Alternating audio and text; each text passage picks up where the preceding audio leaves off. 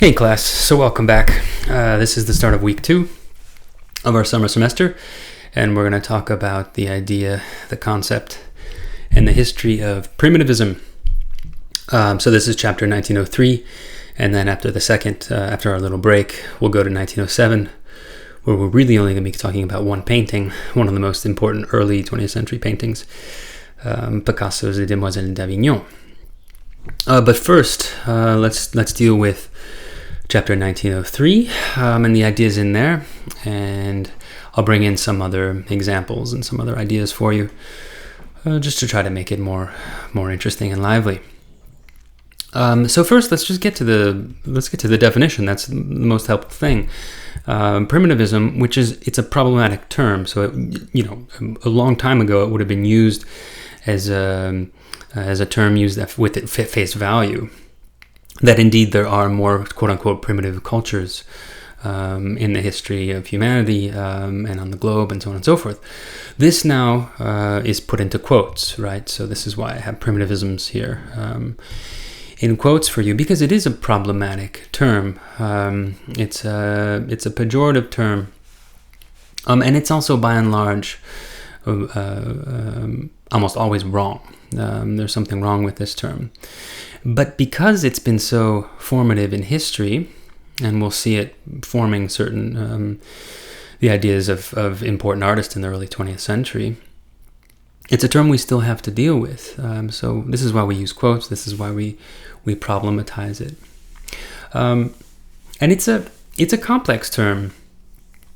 So first of all, it's a fantasy. It's a Western fantasy, or a projection onto non-Western cultures.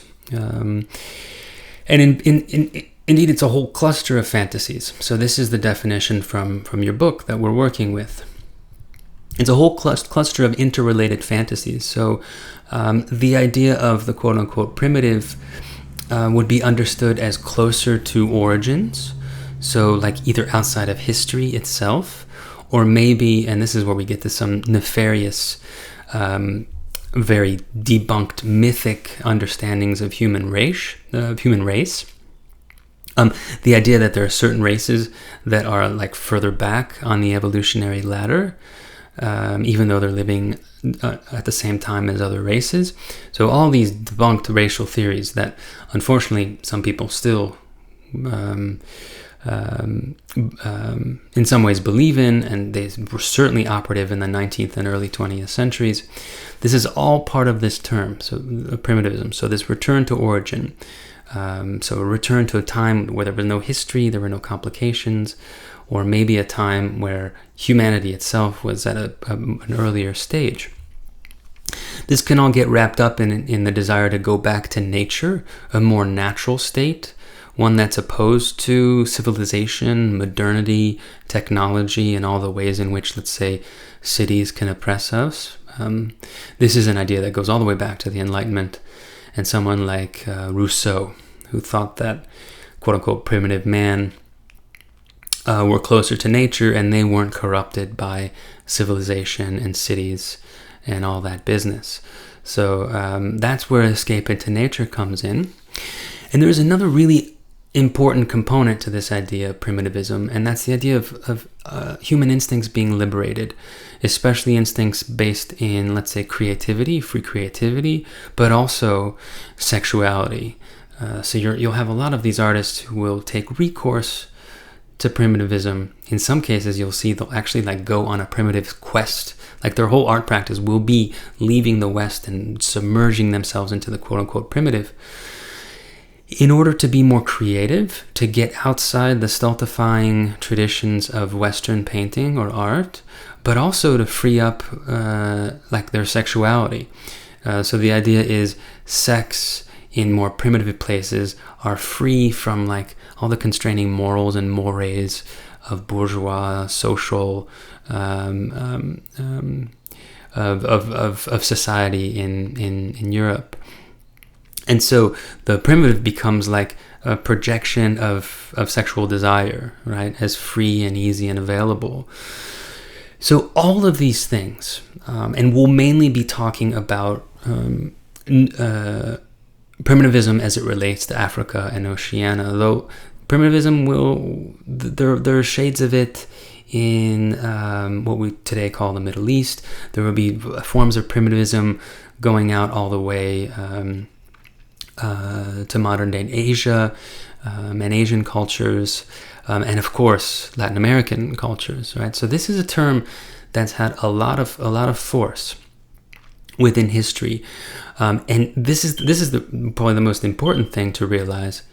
It actually is grounded in a very concrete history of colonialism coming from the West, right? So this fantasy, while it's illusory, while this idea of the non-Western is freer, is closer to nature, is closer to human origins, and more sexually free, and all this stuff, outside of civilization, maybe even outside of history itself, this is like a paleo fantasy. This is like a primitivist fantasy.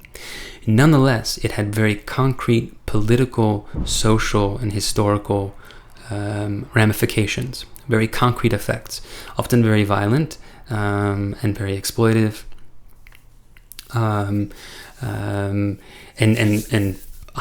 highly unfortunate, right? So when we're using this term today, even though we're talking about these important Western painters, people like Matisse and Picasso, they will be taking recourse to this term and these ideas in a way that is not unproblematic, okay? So we're not championing this idea of primitivism, but we are coming to find and coming to see how it, in fact, even though there are all these things that are wrong with it, it did, in fact, form, for better and for worse. Usually now we understand for worse the early paintings of European modernism that we study today. So, history can be very tricky to study sometimes. It's not clear cut. It's not always good guys or good girls. So that's the definition of primitivism, and we're going to be unraveling it as we go forth. And with these things, it's always nicer and so much clearer when we actually go through some examples. So I just brought in a few. So this is the very famous Sarah Baartman, who was dubbed the Venus of Hottentot. She came from South Africa in the very late 18th century into the 19th century. And she was a big attraction for Europeans. She was paraded around Europe and shown all over the place. And, she was intriguing.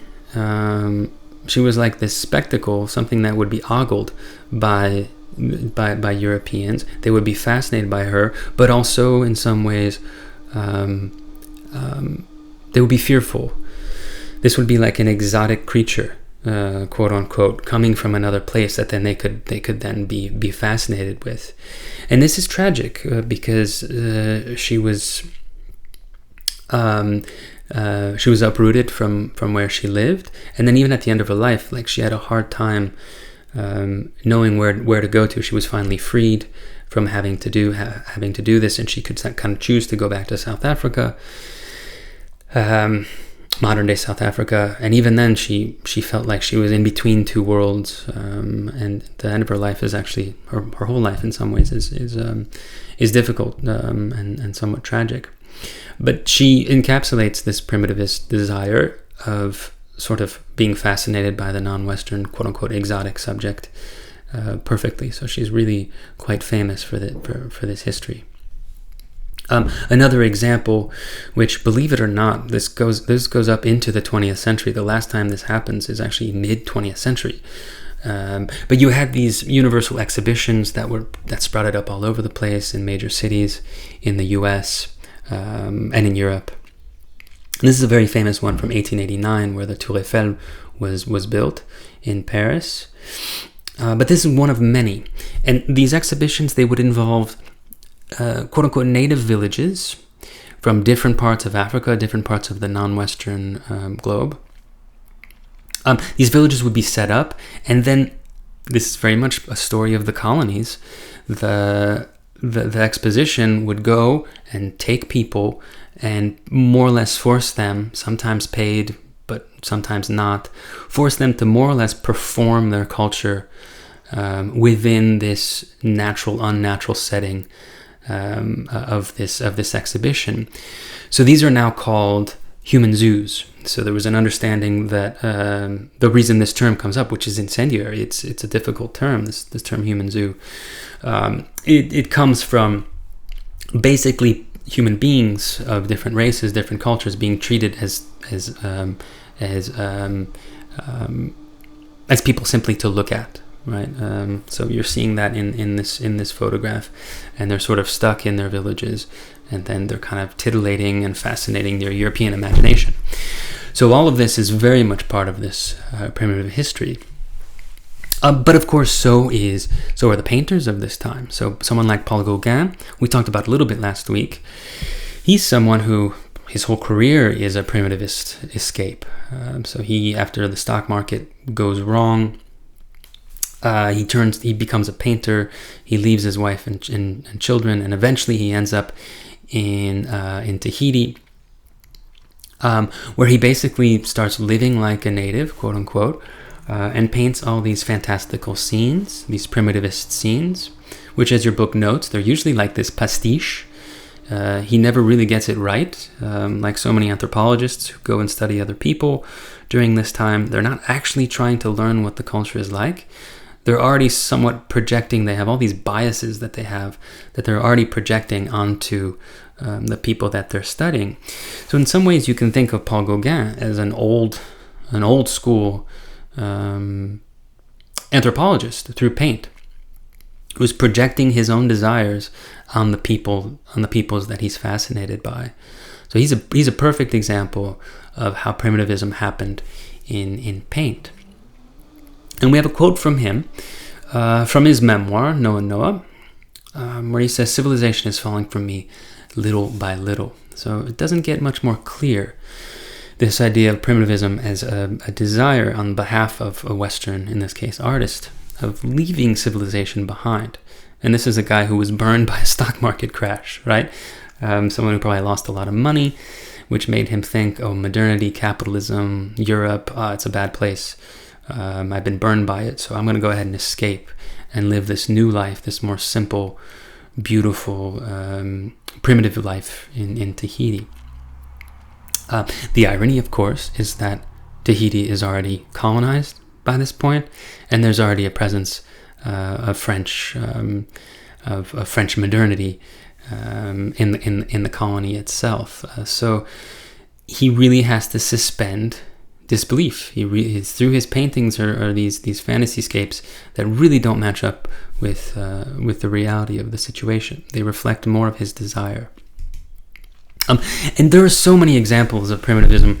I mean, in class, I always stop at this point and I say, hey, can you think up of any sort of contemporary examples of this primitivist impulse, either in advertising or in music or in film or in politics or in society?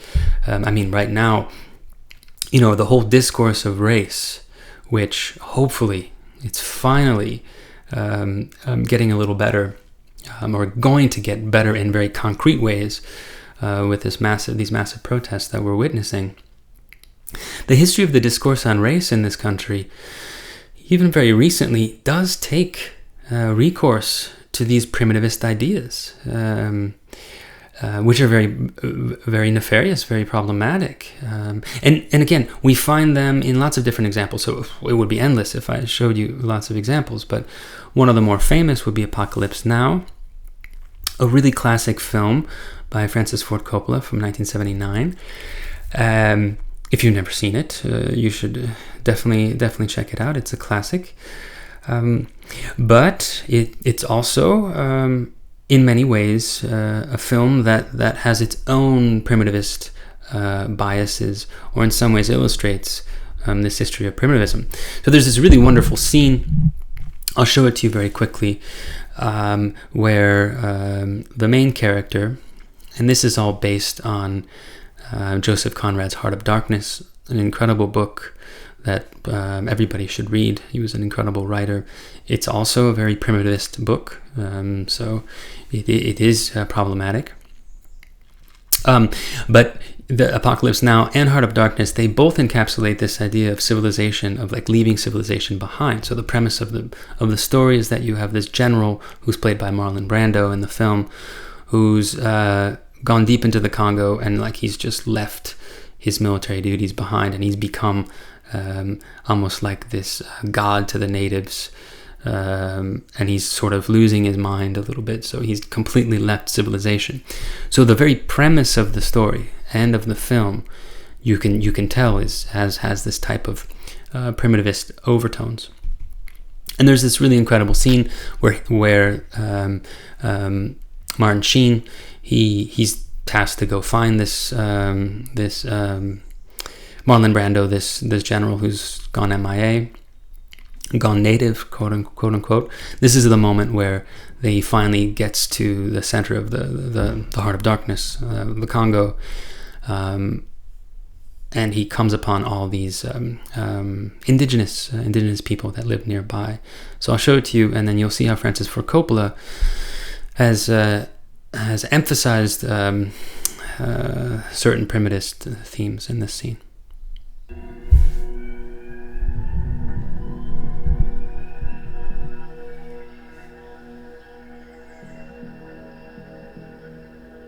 Just keep moving. Lance, keep your hands away from the guns.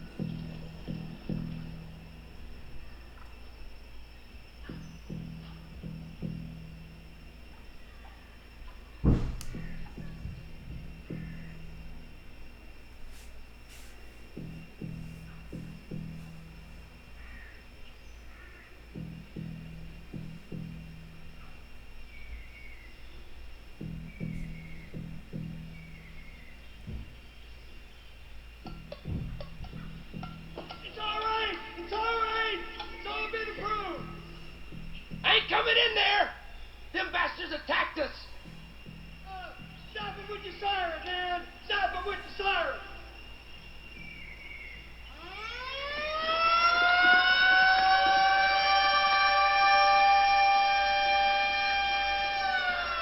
There's mines over there too! And watch out, those goddamn monkeys bite you, I'll tell you. Ah, that's a pretty one. Move it right in toward me. I'm an American! Okay, so it's completely out of context, so it might not make total sense to you until you watch the whole film. But there's so many ways in which this very brief clip traffics in so many primitivist quotes, primitivist tropes. I mean, overall, the cinematic sense here is one of sort of dread and fear, but then also there's a bit of like voyeuristic thrill in actually finally entering into this space, right, for most viewers. And then once you get there, you do get a sense of, well, here's a place where Europe isn't touching at all. Like, advanced civilization isn't here. Like, you know, these people don't know what a siren is. They're scared by the siren. There are dead bodies that are hanging around everywhere. The colors, the whole thing is this primitivist fantasyscape on film. And then, of course, there's the recourse to animalization that the Edward Hopper character uses just a moment before the clip ends, where he calls them monkeys, right? So this is also another way in which the primitivist discourse will sort of understand other types of humans as like further down the evolutionary ladder. So this is all highly problematic. And we're seeing this in 1979. And again, I think there are all sorts of ways in which this history is not over. The history of colonization, the history of primitivizing the history of sort of Eurocentric projections and fantasies. We're still living this history because it's a long and powerful history, and so it's our job to understand it and see when it's doing harm, right? All while understanding it and seeing how it's influenced history and culture and so on and so forth. So that's just one example. In class, we always talk about this clip at length. It's a really good discussion, usually, but of course, we're not doing that in this remote lecture format.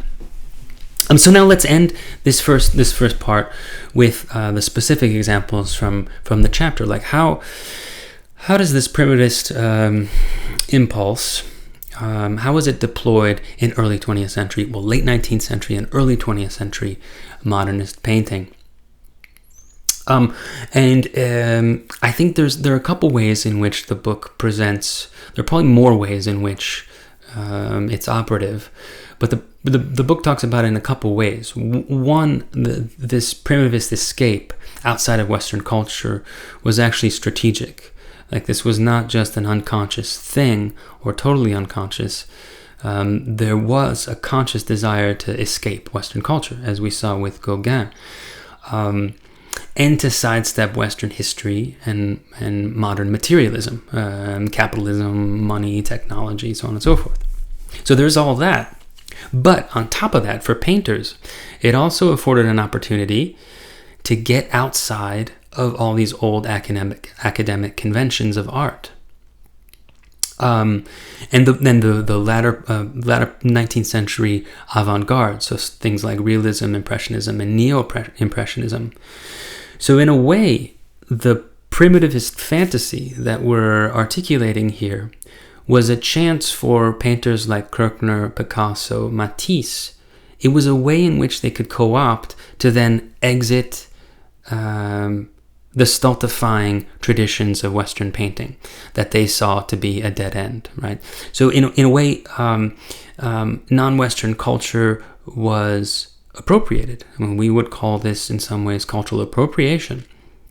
Not in some ways, it's actually quite a clear-cut instance of cultural appropriation, where you use a projected idea you have of a non-Western culture for your own purposes. In this case, making new types of paintings that are more transgressive, that are more avant-garde than what came before.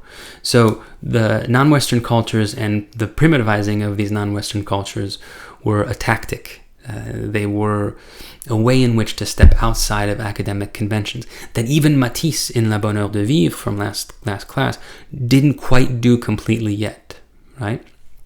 Whether or not it's possible to do, like even Picasso probably doesn't completely sidestep Western history. And of course the irony here is that once he does it, because it's Picasso, it becomes Western art history, right? And the origins are effaced in some ways. So this all gets us to this idea from this well-known art historian, a feminist art historian, Griselda Pollock, what she calls an avant-garde gambit.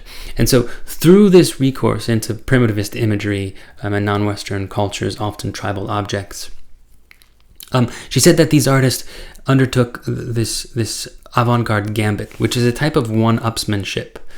It's a way of using a pre-established idea that someone else has developed, but then going even further. And in many cases, there were two things that were used to go further, to try to one-up the other artist. Like the battle, the landscape here, the battlefield of the avant-garde here revolves around two figures. One, it's the primitive figure, right? The primitivist, which we've been talking about. But then two, and then this is where we introduce more of a feminist history. Oftentimes this primitivist body will also be a female body. So the non-Western and the female become these tools of co-option for early modernist art. And we can get back to Freud for just one quick second here. It's not a coincidence that Freud very famously, notoriously said that both women and Africa are dark continents, that they're both places that are unknown or unknowable or mysterious. Freud very famously said, "What does woman want?" He doesn't know what women want.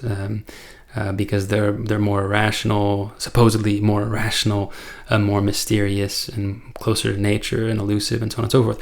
So it makes sense that in this problematic history, women and Africa, the female and the quote-unquote primitive, will be conflated, will run together, as they do in these paintings.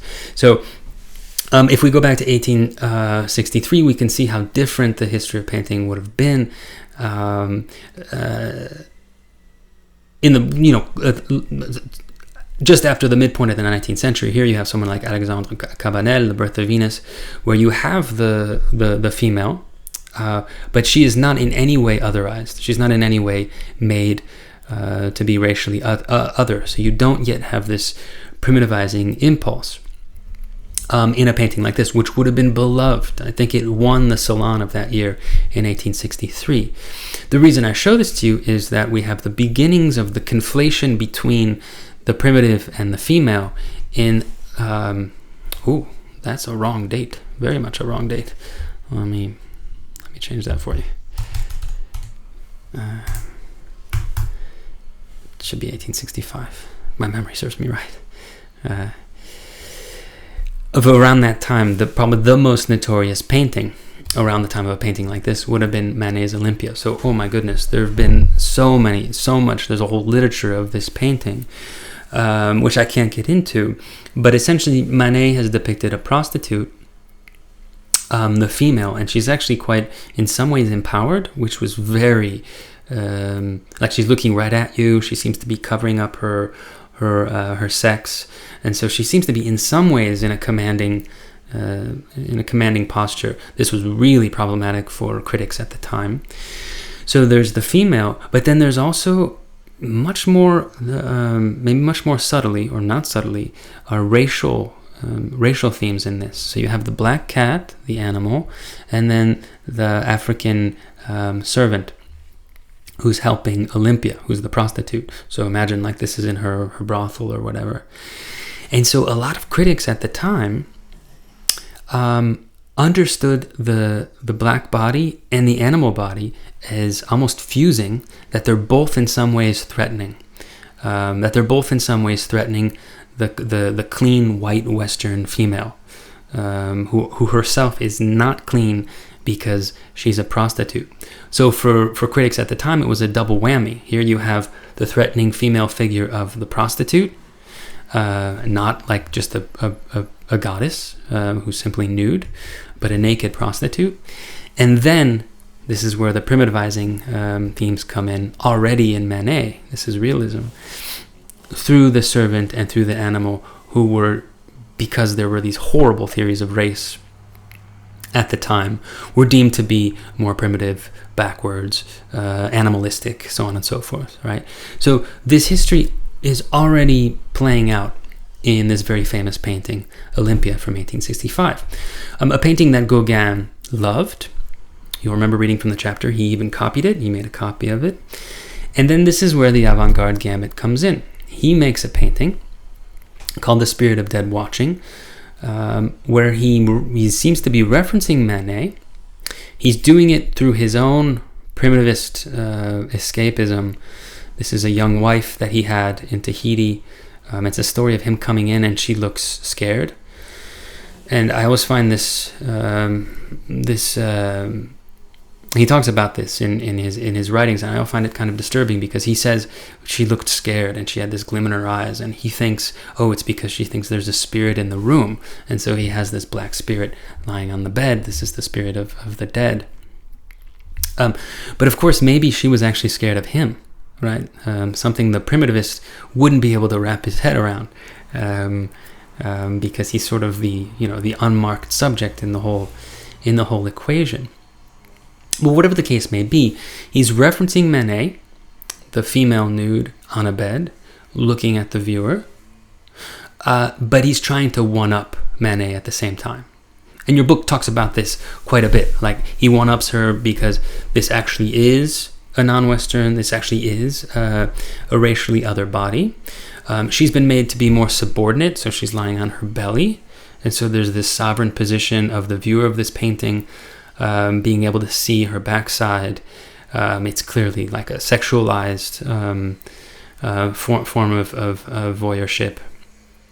And she's not looking directly at you like Manet is in a kind of a confident sort of stare down, but she definitely seems to be more submissive. She also has absolutely no clothes. Manet still has certain indications of modernity, of civilization, the bracelet, the choker, the shoes. Here you have the quote-unquote native body is totally natural. And he's even added, like on the walls, you almost get the sense, I don't know if you can see or if you get the same sort of feel, but the walls almost look like prehistoric cave paintings. So again, this idea that the primitive scene is one that takes us all the way back, not only back of like the human body, but back in time, right? So Gauguin is part of this history of primitivism and part of this avant-garde gambit, as is Matisse. We come back to Matisse. This is his Blue Nude, Souvenir of Biskra. And Matisse was always more interested in Northern Africa, more quote-unquote orientalizing a visual culture, though he was also interested in African tribal objects. And so here we have him. Again, the female figure is presented to you laying down.